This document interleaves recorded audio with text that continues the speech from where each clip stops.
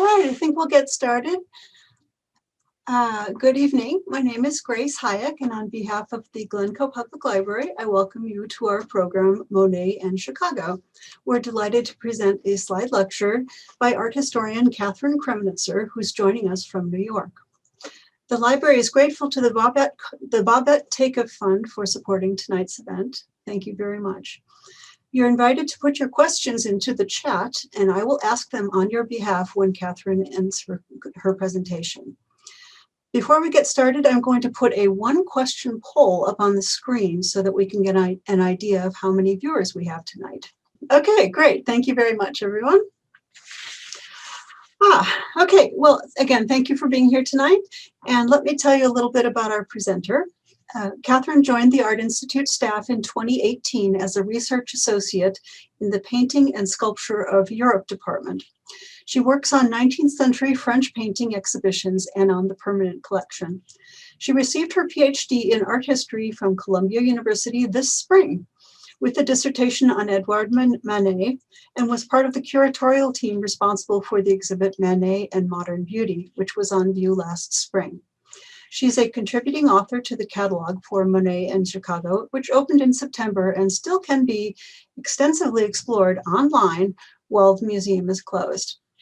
Tonight, she'll give you an overview of the exhibition and share some behind the scenes. Catherine, welcome, and please go ahead. Grace, thank you so much for that lovely introduction and for this invitation. And thank you to everyone for tuning in tonight. It's great to see some familiar faces. And of course, I'm so happy to collaborate with the Glencoe Public Library. So the Monet and Chicago exhibition really is quite a unique story. It's the first ever exhibition to consider the relationship between Monet and the city of Chicago. And it really is a city and a relationship of many firsts. So Chicagoans were among the first Americans to buy paintings by Monet. The Art Institute was the first museum in the country to give Monet a solo exhibition. And we were also the first museum to buy one of his paintings. And today, with 33 paintings and 13 works on paper in the collection, we have the largest collection of works by Monet outside of Paris. So lots to boast about. And some of you may have hoped, like us last spring, to pick up this stack of wheat for your own collection. Whenever you see estimate upon request at an auction house, it's usually not a good sign. And like us, you were surely disappointed not to have the over $110 million needed to bring this painting home. But even though it's not in our galleries, it has a lot to do with our early history. In fact, if we look at the provenance, so in other words, the history of who's owned the painting, we'll see lots of names that by the end of this talk certainly will be more familiar to you, beginning with Paul Durand-Ruel, Monet's primary dealer. So the artist gave this canvas just a few months after he'd finished it to his dealer, who sold it to the Palmers, Chicago collectors, who rather quickly gave it back to the dealer and some months later repurchased the painting. Now, this habit of buying and selling paintings in quick succession is something that we see often in the Palmers collecting, and we think it's a habit that might have grown out of this return policy that Potter Palmer had invented for his dry goods store. So I'm showing you a cover of the Chicago Tribune from the 1870s, I believe. And what you see at the bottom of this advertisement for the store is a notice that says, quote, "Purchases made at my establishment that prove unsatisfactory either in price, quality, or style can be returned to the cashier's desk, for which the purchase money will be with pleasure returned." So Potter Palmer was one of Chicago's wealthiest business magnates. He was also one of the city's largest landholders. And his wife, Bertha Palmer, was no shrinking violet. She was the queen of Chicago high society and the self-proclaimed hostess to the nation. And together they were extraordinarily shrewd collectors. They came to own almost 90 paintings by Monet, 90, including these 9 stacks of wheat, 4 of which, in fact, are now in the Art Institute's collection, including the very first painting from the series that came to the museum.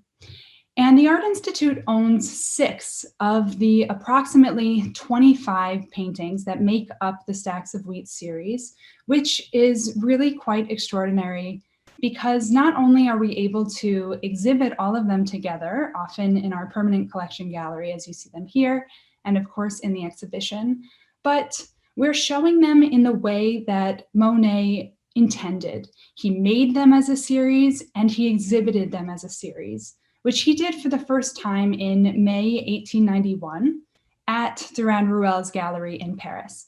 Now, we don't have any photographs from that early installation, so I'm showing you here a kind of mock-up of what it might have been like to experience these canvases, all of which are variations on a singular motif in succession, one after the other.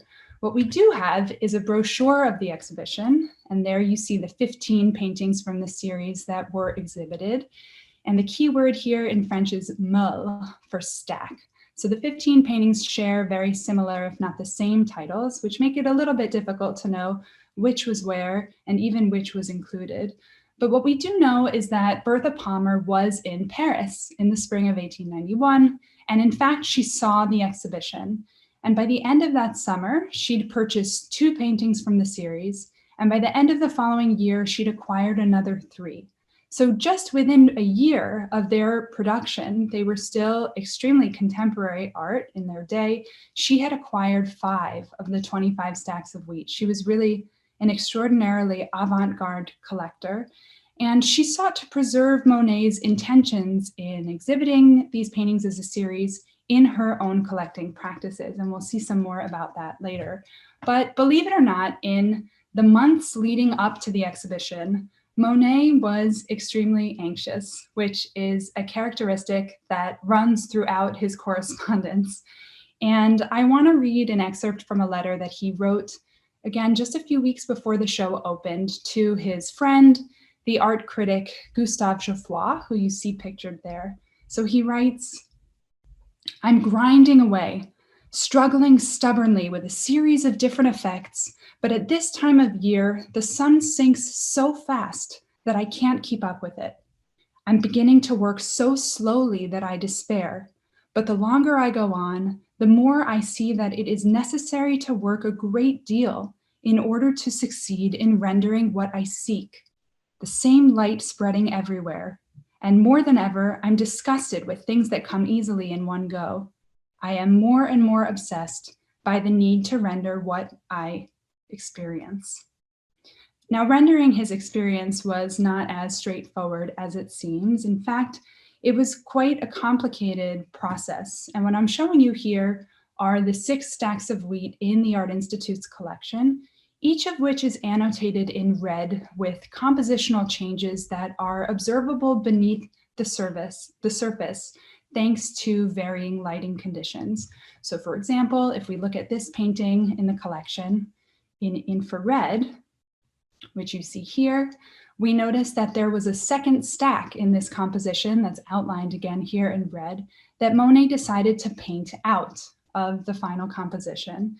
And he would do things like this, changing the number of stacks in a painting. He would also do something quite sneaky. Now we know that Monet began these paintings outside in a field adjacent to his property at Giverny, and he would then take the canvases back to his studio to revise them individually and in keeping with the series as a whole.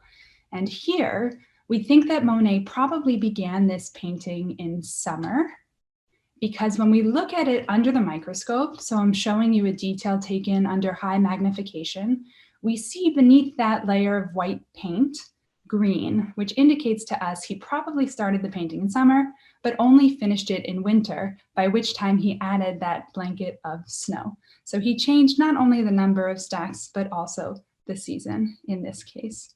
Very sneaky. And we have actually in the exhibition in gallery, this incredible video that we collaborated with our paintings conservation team to produce that invites you to experience 3 of Monet's series paintings in person and in this kind of immersive way. And I'll give you at the end of this little behind the scenes, all of the links so that you can see these videos online, which of course now we've tried to make as much of the exhibition available as we possibly can, including 2 other videos that focus again on conservation, looking at 2 of the earliest paintings by Monet in the collection. So I highly encourage you to explore the exhibition online if you're interested. But you might be asking yourself, when did Monet's work first arrive in Chicago? Well, Monet's paintings were first shown in the city in the late 1880s. And Duran Ruel was successful in organizing group shows at various galleries throughout the city, including Thurber's Art Gallery. I'm showing you here a review of the exhibition where Monet's paintings are picked out as, quote, the most fascinating among them. A few months later, Monet was included in another group exhibition of, quote, foreign pictures. And the reviewer here quips at the end, why go to Paris since Paris has come to Chicago? So already Chicagoans were setting the taste not only in the United States, but even abroad. And all the while, a really precocious woman named Sarah Tyson Hallowell, a Chicagoan, was taking stock of this avant-garde group in Paris and mobilizing to show their work in the city of Chicago and to bring them to the United States. Now, she was responsible for organizing an art exhibition that was part of these interstate industrial expositions that occurred annually in the city of Chicago beginning in 1873. The last of these fairs, which was actually on the site that the Art Institute now occupies on Michigan Avenue, featured an exhibition of 20 paintings brought over by Duran Ruel. And we know that the paintings by Monet in this exhibition, which many collectors saw, kind of set the tone for what Chicago collectors were looking to acquire in subsequent years. These fairs were a way for Chicago to show itself as a kind of cosmopolitan hub, especially as it had been rebuilding in the decades after the Great Fire of 1871. So with the last of these expositions came great excitement for the Columbian World's Exposition of 1893. And I'm showing you here a kind of bird's eye view of the fairgrounds. And in fact, Bertha Palmer was president of the board of lady managers. She was responsible for erecting the Women's Building, which you see there on the right. And she spent years traveling Europe, with many trips to Paris, trying to drum up excitement for this exposition.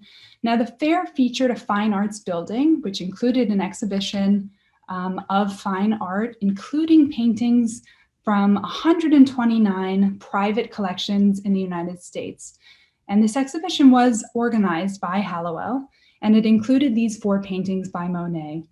And Hallowell, in a letter from Paris to Potter Palmer, who was also a key member in organizing the exposition, she writes in this letter of her, quote, ambition to make that gallery of French pictures owned in America surpass what is sent from here, in other words, from France. So she was really determined to demonstrate that American collecting interests, or at least her own, were more sophisticated and highly cultivated than those in France, where Monet and the group of artists that became known as the Impressionists were still not entirely accepted by the official academic salon system.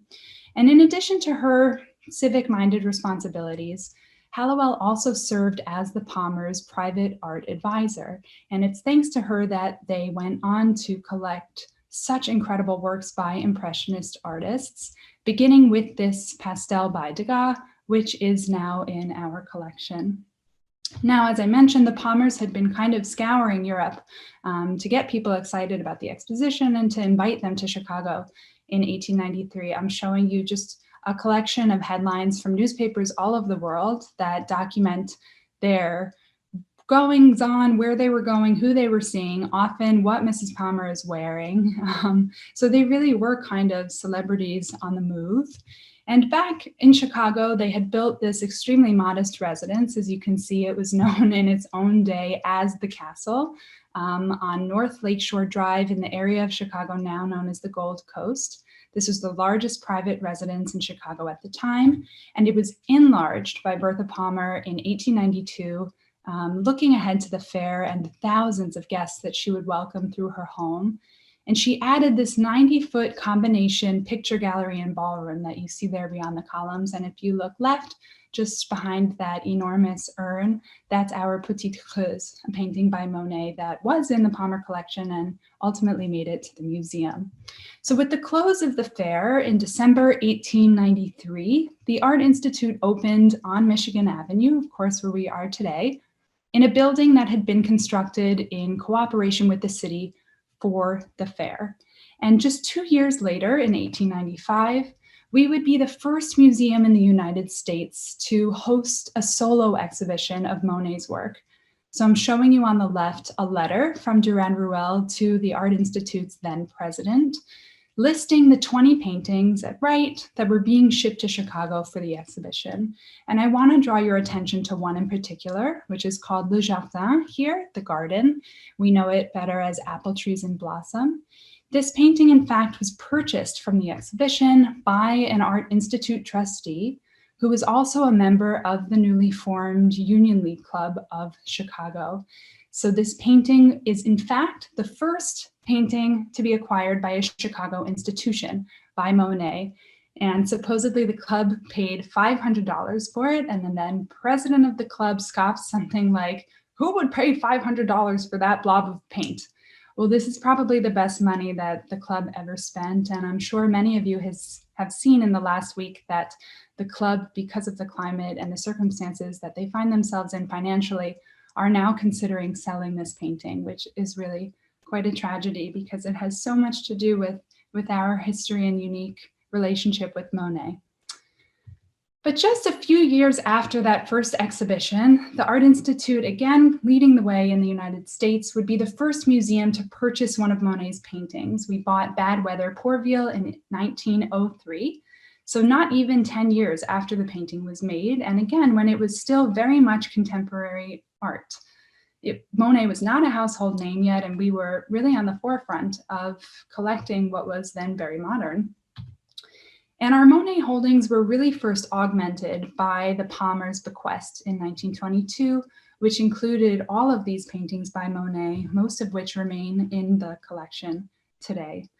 But the Palmers were not the only collectors to take an early interest in Monet. I'm showing you here a photograph of Martin A. Ryerson, who was a longtime trustee of the museum, served on its board as vice president, and together with his wife, Carrie, became amongst the most generous donors in the museum's history. He also was purchasing Impressionist work quite early. He bought his first painting by Monet in 1891 from Paul Durand-Ruel in New York. And together with his wife, they would come to own 17 paintings by the artist. And what's really fun about Ryerson is we have many, if not all, of his purchase receipts, which give us a sense of his greater collecting interest. So here on this ticket for several Impressionist paintings, we see Monet listed among Sisley and other artists. Of course, the Monet, which we looked at a little bit earlier, is the most expensive of all the paintings on the ticket. At $1,500, it accounts for nearly half of the entire bill of $35.50.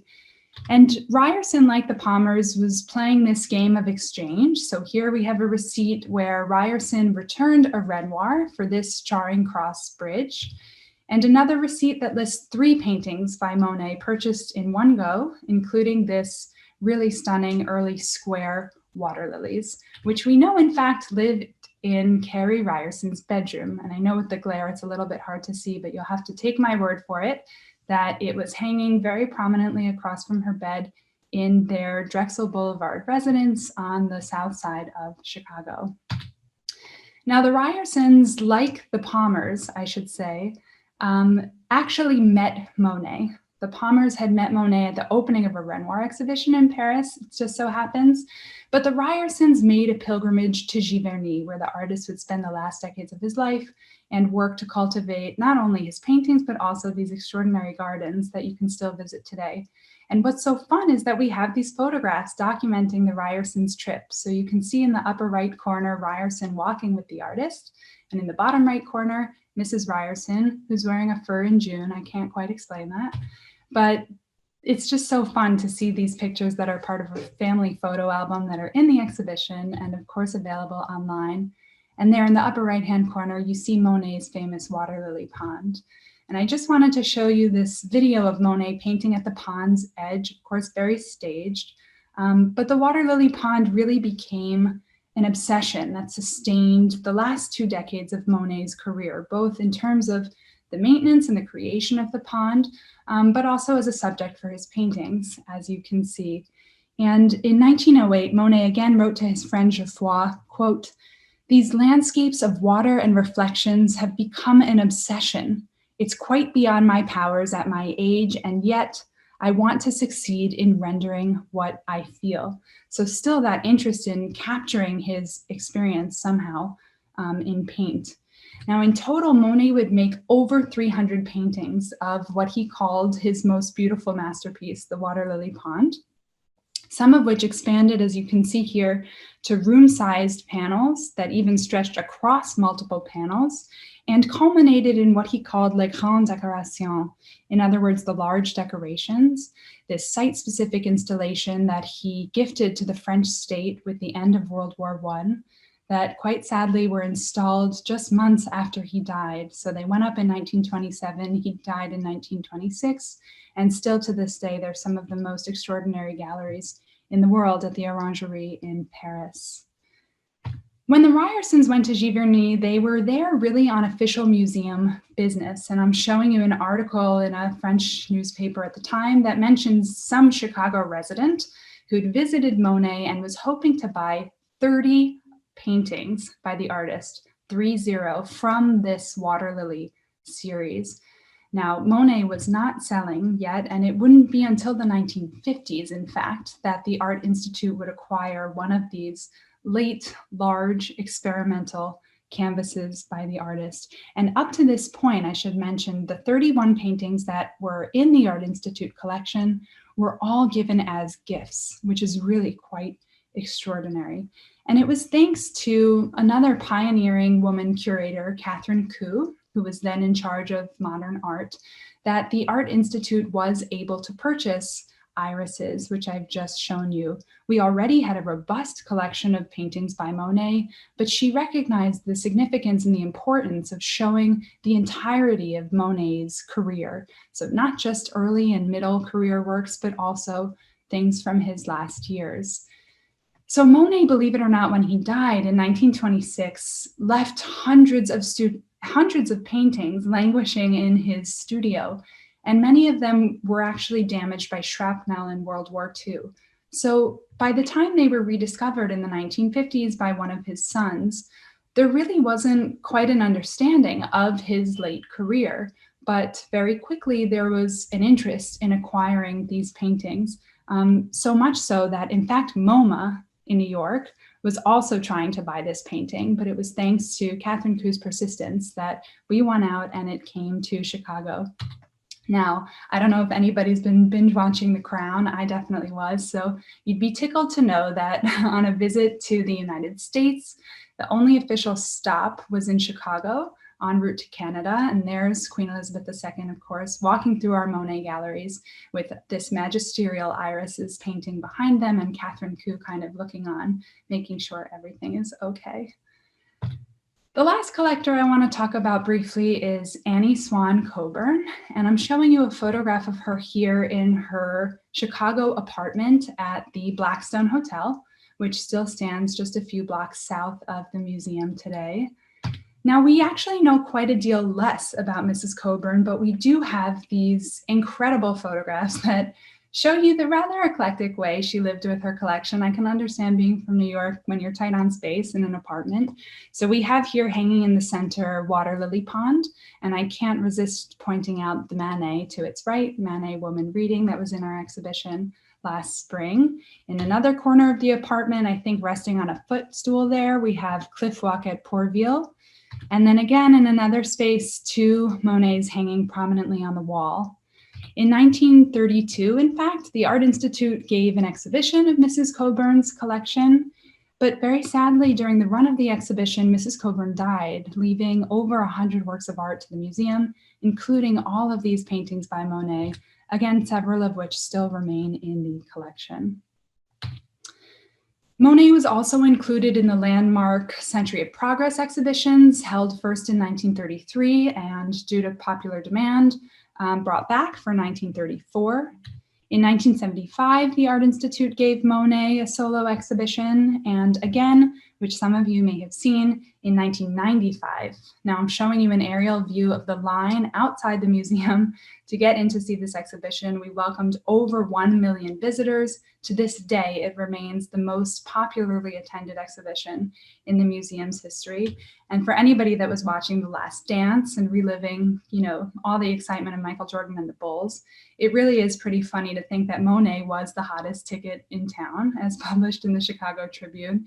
And we know this to be true. This is an example from the classifieds of the Chicago Tribune, and you can see all of these advertisements for Monet tickets for sale alongside the Bulls, Green Day, and of course my personal favorite, Bruce Springsteen. So Monet was pretty cool. In the interim, we were able to acquire some other paintings, including 3 more stacks of wheat, one of which we purchased, which brings us up to our total of 6 stacks of wheat in the collection. And the latest addition to the collection is a promised gift from Art Institute trustee Marian Phelps Pollock, which will bring our total number of paintings up to 34. Very exciting. And all of our Monet holdings are featured in this online scholarly catalog that was an enormous undertaking between the curators of our department and our colleagues in conservation, both paintings and paper conservation scientists. This catalog is fully explorable online. It was published in 2014. And in addition to art historical essays, you have these interactive technical reports that feature images that allow you to see the painting in various lighting conditions. So for example, here in X-ray, also in infrared. And in looking at the painting in these different conditions, we can see compositional changes beneath the surface. So you see those figures standing right on the shore that Monet ultimately painted out. We can also zoom in to see the paintings closer than ever before. And again, looking at a different view, we notice ships in the distance that meant that Monet also painted out, and some figures sitting on the shore there. Instead, Monet chose to focus this composition on the fishermen at left and hone in on aspects of working local life that he probably knew best, having grown up in a town not so far from Saint-Adresse. We also have details of the composition, including its materials, notes about the canvas, the kinds of paints he's using, even what brushes. We have lots of close-up views of areas of the composition that have interesting or noteworthy elements, whether they're compositional changes or other kinds of inclusions. We also have an annotated provenance. So again, the history of who's owned the painting, also an exhibition history and a bibliographic reference. So this is really an extraordinary resource accessible online for free for art students and lovers alike. So I highly encourage you to explore that at your leisure on a computer. And what else is exciting about the exhibition is that we can show our caricatures by Monet. So you might be thinking to yourself, I didn't know Monet did caricature. Most people don't, and that's because we don't think of him as a draftsman. But in fact, the Art Institute has more of the caricatures by Monet than any other institution in the world. And I love these works. I think they're hilarious. They're probably the earliest works of art for which Monet was ever paid. He made them when he was about 17. And they were kind of commissions, right? And what's cool about them is that we've learned by looking at them with conservators that in fact, what looks like a beige paper was actually blue. And on the left, you can really see this quite clearly, that the area that was exposed in the window mat when the drawing was framed has turned a different color. And the true original color of the paper, at least closer to it, that blue, is on the edges, which was covered by the mat. So a chemical change has occurred that's altered the color of the paper. And I think with that blue paper, those highlights in white and other kind of things that look a little bit garish now would have been kind of toned down. Again, you can read all about that online in that scholarly catalog. And this is the first time actually that they're all on view, so it's very exciting. You can also listen, if you like, to the audio tour, which picks out a few highlights from the exhibition. It features me, Gloria Groom, the curator of the exhibition, as well as a paintings conservator, Kim Muir, who knows these paintings better than anybody else. And I think one of the most exciting things about the exhibition is that you're able to encounter beloved favorites from our collection interspersed with very generous loans from Chicagoland collectors. So I'm showing you all of the paintings that we've welcomed from friends of the museum and people who live in the area. And it fills out our own holdings. So not only can we show you landscapes across time and place from Monet's career, including in the bottom center there, a park in Paris that features a very tiny portrait of his family. And here at top center, a more robust portrait of Monet's family. This painting was actually owned by the American artist John Singer Sargent, and then entered one of our early Chicago collectors' collections and is now again on loan to us, which is very exciting. We also have lots of still lifes by Monet. Again, you might not think of that as a genre that he pursued, but listen, when it's raining, you still got to make art and you got to eat, right? So still life was a genre that was profitable for him and also a subject that he could really control. We have snowscapes from his trip to Norway, also a stormy scene from Belle Isle there on the bottom left, and of course, the beloved water lilies, which is the last gallery of the exhibition and really quite a sacred space that I hope those of you who've not yet seen the exhibition will get to enjoy as soon as we're able to reopen. All of the works in the exhibition are featured in our catalog, which is available online for purchase. The cover that you're seeing there is a 1-to-1 scale detail of one of our water lily paintings. So the reproductions here are just breathtakingly beautiful. And I want to play a clip of audio from one of our Chicago lenders who tells you much better than I can about this special relationship that Chicago has with Monet, even still today. So we'll see if this works. My name is Mark Novak. I have lived in Chicago for approximately 40 years. And the reason that I'm being interviewed today is because I am an art collector, but more particularly, I am a collector of Monet.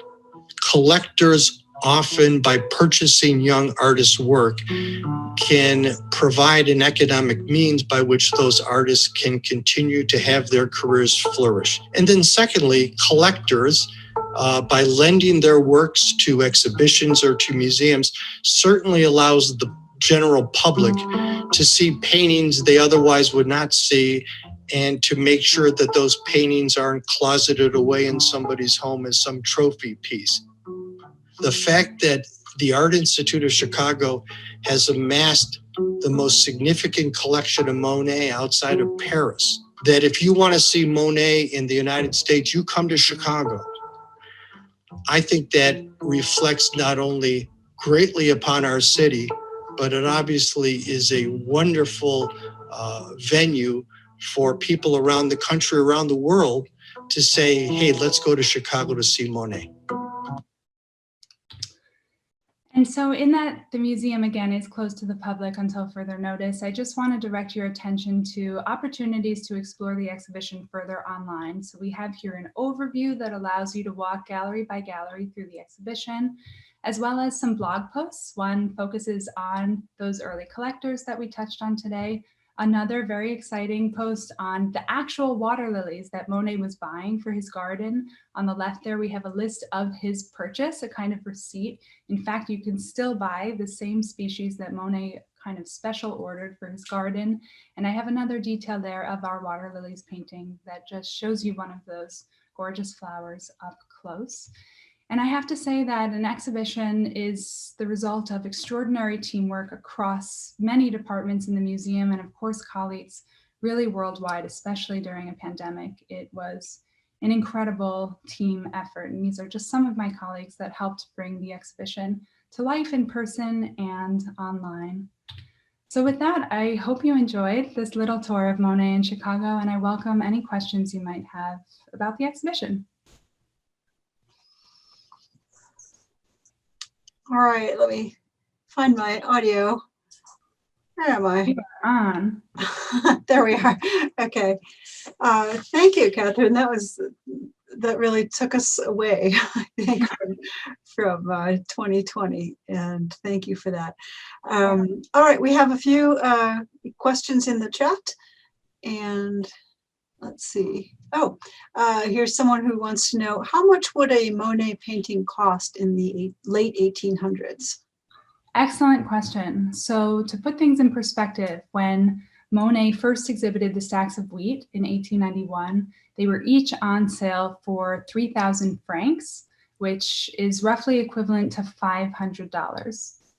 So they've appreciated enormously, but they were still considered expensive, of course, in their own day, and buying art was certainly a luxury. So it's kind of hard to think about the value across time, but as a baseline, the stacks which were being sold at a moment, really when Monet was just kind of breaching superstardom, they were going for about $500 each. Thank you. Norwood from Memphis wants to know, were his paintings all painted on stretched canvas? And if so, did he stretch his own canvases or buy them from someone? What an astute question. And I hope you have a chance to explore the online catalog, because in fact, we have notes on all of his materials, including the canvases. And believe it or not, there's a really wonderful scientist at Cornell University, actually, who's been able to do canvas thread counting. So basically you take an X-ray of the painting and you very carefully count the number of threads in the weave, has to do with the warp and the weft, and you can then match up canvases together to know what came from the same bolt. Well, we've done that with all of our paintings, and it's fascinating to see which actual canvases came from the same roll of canvas. So in other words, Monet was definitely buying supplies from an art supplies merchant. He was also buying pre-manufactured paints at this point. Sometimes he's stretching his own canvas, especially if he would cut something and kind of manipulate the size, but I think almost all of the paintings I've shown you are very standard size canvases, so he's buying them pre-stretched. But we have amazing content online about maker's marks and stamps on the back of canvases. When he was in London, he had to buy some supplies in England, so there's a really fascinating history on very material lines. Next question, when was Catherine Koo involved? Catherine Koo was a curator of modern art in the 50s and I think up through the 60s. She's really a fascinating character. She started out in New York, I think, actually, and made her way to Chicago, but she was just extremely prescient in her collecting interests. As I mentioned, we'd already had tens of examples by Monet in the collection, and yet she understood the importance of having a comprehensive collection of an artist as important as Monet. And I should mention that so many of the modern artists that were contemporary in her own day, Jackson Pollock, all the way up to Rothko, and certainly artists today, looked to Monet, and in particular to those late paintings that were just kind of getting scholarly and public attention in the 50s. So it's really interesting to think about somebody like Pollock and Monet's own extremely abstract, really immersive paintings. And I think she was kind of tapping into that. Jill wants to know, has AIC deaccessioned, I guess, any Monet or other Impressionist paintings?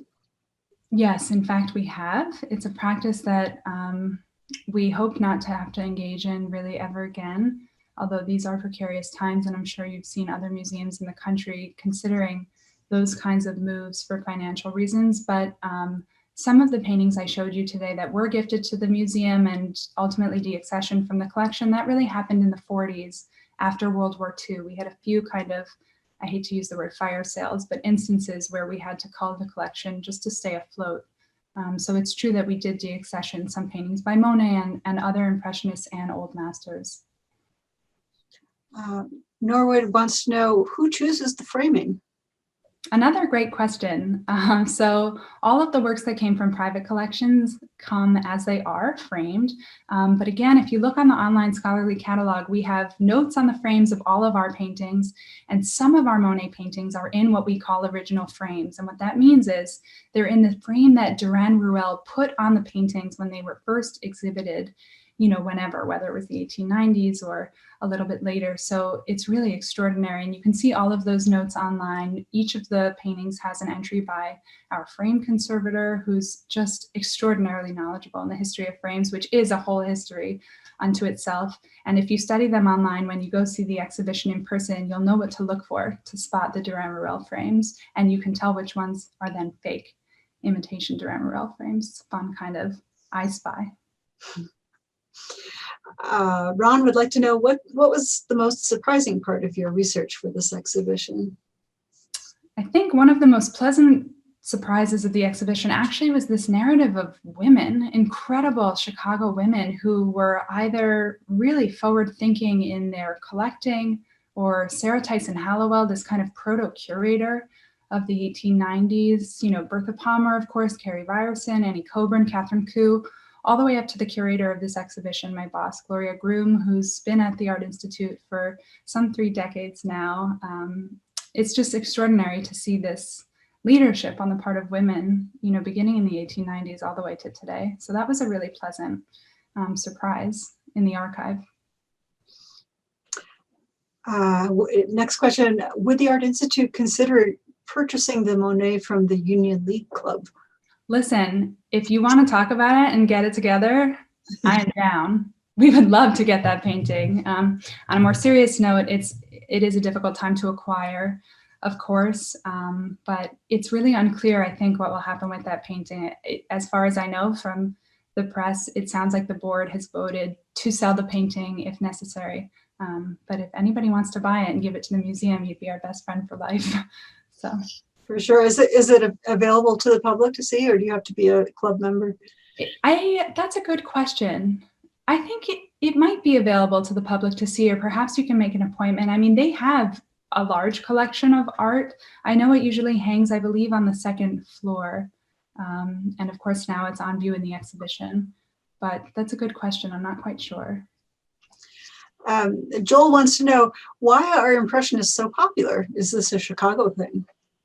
That's another great question. I think, you know, Chicagoans, as I mentioned, were in the 1870s and 80s rebuilding after really a devastating fire that destroyed not only an entire swath of the city, of course, left hundreds of thousands homeless, but they had this kind of hunger to make themselves into a world-class city. And I think part of that witnessed the founding of these, you know, social, cultural institutions, including museums. And the Impressionists, because they weren't really so well received in France, were kind of a good buy in the United States. You know, it was a lot cheaper to buy a Monet than a Rembrandt, for example. So I think the impetus to collect Impressionist art in that moment was something really new, accessible, affordable, different, interesting, kind of edgy.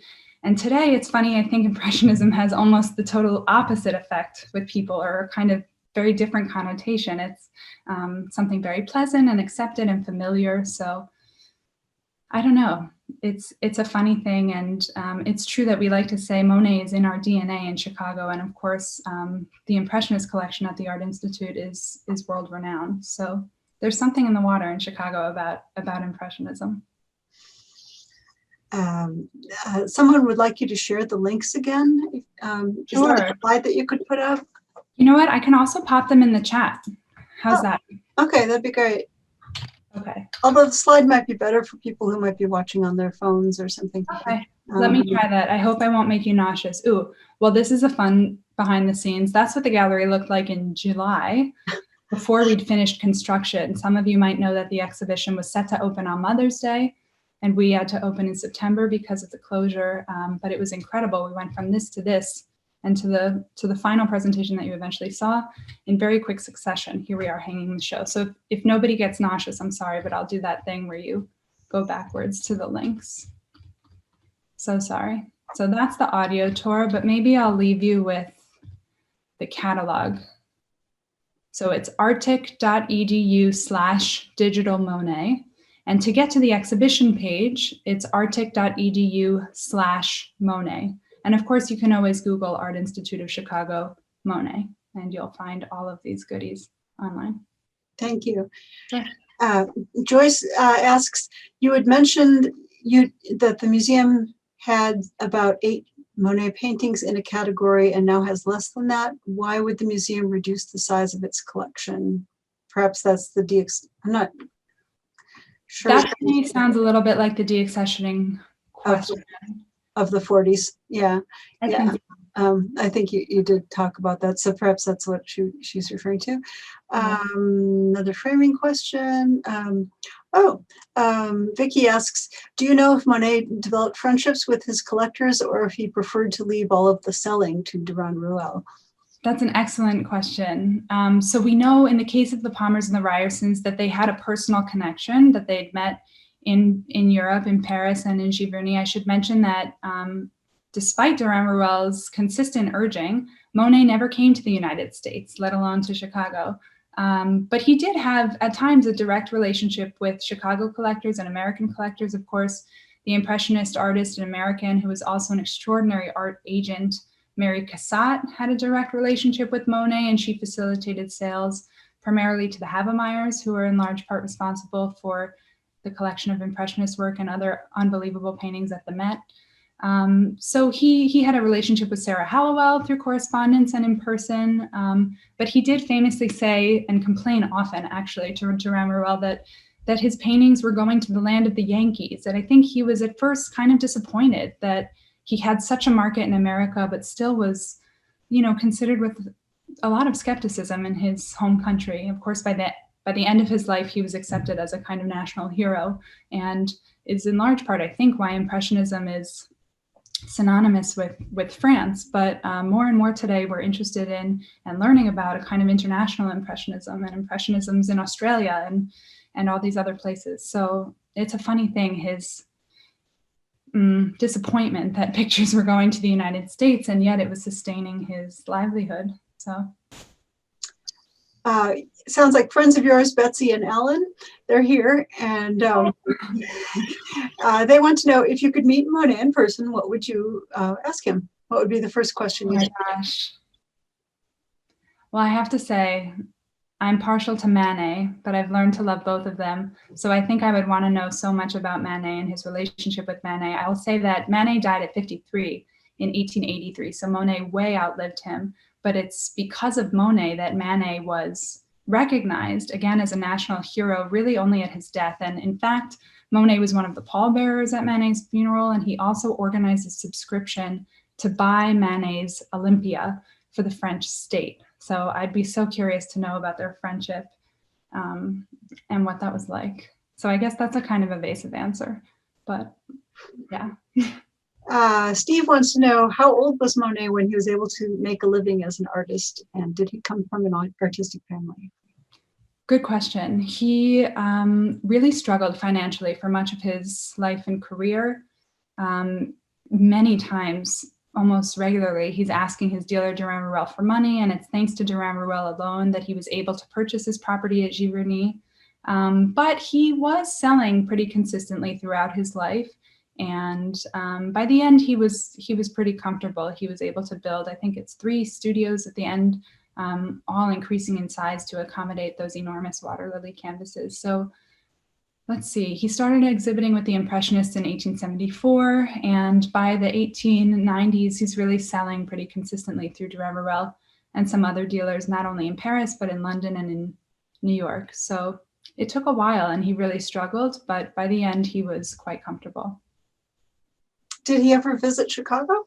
No, he never came to the United States, but he did travel quite a bit. I mean, he had a stepson who lived in Norway, and I showed you a few of the private collection paintings that he did there. He went in winter and was painting outside in the cold. He writes back to his wife, his second wife, Alice Hoshide, something like, "You would laugh if you could see me. There's icicles dripping from my beard." So he went to Italy once with Renoir and then by himself. He traveled all over France. He spent some time in London, of course, Venice. So, but never the United States, maybe out of spite. I'm not sure. It also must have been a really long journey by boat. So here's the question on a lot of our minds. Will the exhibit be extended beyond its current run? I hope so. It's a single venue exhibition. Given the specificity of the thesis around Chicago, we're the only museum to host the show. It's unclear right now when we'll reopen. We're following state orders and listening to Governor Pritzker, but as soon as we're able to open, we certainly hope to present this exhibition to you. And I have to say, it's been extraordinarily heartwarming to see Chicagoans especially because our audiences have been so local, embrace this exhibition. So it's something we hope to continue to share with you in person. Jessica wants to know who purchased the Monet paintings in the Barnes collection? Excellent question. The answer is Mr. Barnes, unless I'm misunderstanding your question and it's a trick question. But yeah, the Monets in the Barnes collection were purchased by Barnes and remain in the Barnes collection. The history of that collection is fascinating. I think every law student, there's like a 101 class where you talk about his will because it's been so violated by moving to this beautiful new building kind of associated with the Philadelphia Museum of Art. I think there's a great documentary about the Barnes collection called The Art of the Steal. Really fun to watch. We have that at the library, and yeah, it's good. really, really good. Really good. Yeah. Here's someone who wants to know, did Monet speak English well? Did the Palmers, etc., speak French? That is a great question. And the question I would ask Monet is like, how's your English? I don't know. All of his correspondence is in French. Mm-hmm. Hallowell, of course, spoke French. I'm not sure whether Bertha Palmer spoke French. I don't know. I know the Ryersons went to Giverny with one of Durand Ruel's sons. So they had a kind of interpreter, and also the artist Albert André was there. But I don't know. He spent time in London. He fled there during the Franco-Prussian War. That's where he met Durand Ruel, actually. They were all kind of expats a little bit in London while things were precarious in Paris. And he went back in 1900 and 1901, and he stayed at the Savoy Hotel. So I don't know if he was like ordering a drink in French or English. It's a great question. And I think this will probably be our last question here. Jill wants to know, during this pandemic period, what types of research and planning have you been able to do? Good question. Everybody's had to adjust, of course. The biggest adjustment, I think, is being far from the objects. But we are working on exhibitions through 2025, if you can believe it. So coming down the pipe is a Cézanne retrospective, which is very exciting, with Tate in London. I'm also working on a Camille Claudel exhibition, a female sculptor, which will be great. There's a Van Gogh project in the works, and lots of other exciting stuff coming down the line. So I will say we're doing, like everybody, so many Zooms across different time zones, and we meet with the paintings conservators there in the lab at the painting, and we're all trying to look together. So everybody's doing the best that they can, and the show kind of must go on. Well, anytime you have time to come back to the Glencoe Library, we would love to have you. Oh, that's so kind. Thank you so much for having me. This has been really fun. Thank you. It was a lovely presentation. Oh, thanks. All right. Be well, everybody. Stay safe. Have a nice holiday. Good night. Good night.